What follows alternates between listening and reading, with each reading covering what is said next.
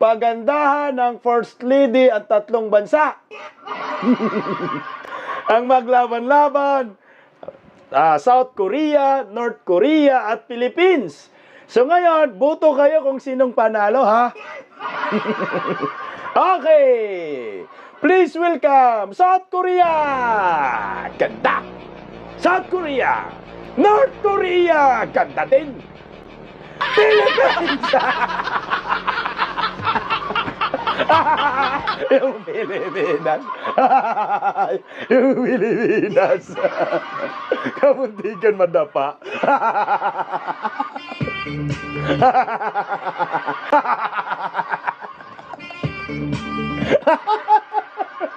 Tawa-tawa tayo dito, ha? Mahal ang bugas.